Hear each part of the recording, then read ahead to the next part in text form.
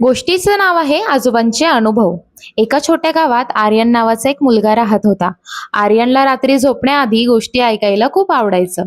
त्याचे आजोबा नेहमी अंगणात जुन्या झाडाखाली कंदील लावून बसायचे आणि आर्यन त्यांच्या जवळ येऊन बसायचा. एके दिवशी आर्यननी विचारलं, आजोबा तुम्ही लहानपणी काय करत होतात? तुमचं आयुष्य कसं होतं? आजोबा हसले आणि म्हणाले, अरे बाळा, माझं आयुष्य खूप अनुभवांनी भरलेलं आहे. ते सांगू लागले, मी तरुण असताना खूप कष्ट केलं. कधी जंगलात जाऊन काम केलं, कधी नदीत बोटीत बसून मासेमारी केली. एक वेळ अशी आली की मी देशासाठी सैनिक म्हणून काम केलं. त्या काळात खूप अडचणी आल्या, पण मी कधी हार मानली नाही. आर्यन मोठ्या उत्सुकतेने ऐकत होता. आजोबा, तुम्हाला कधी भीती वाटली नाही का? तो म्हणाला.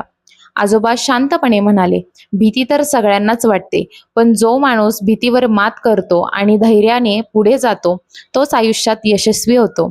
आर्यनच्या डोळ्यात चमक आली. त्याला आजोबांचे शब्द खूप आवडले. त्या रात्री झोपताना आर्यनने मनात ठरवलं, कितीही अडचणी आल्या तरी मी कधी हार मानणार नाही. या गोष्टीतून आपल्याला हा बोध मिळतो की जीवनात कितीही अडचणी आल्या तरी धैर्य, मेहनत आणि संयम जर आपण ठेवला तर माणूस नक्कीच यशस्वी होतो.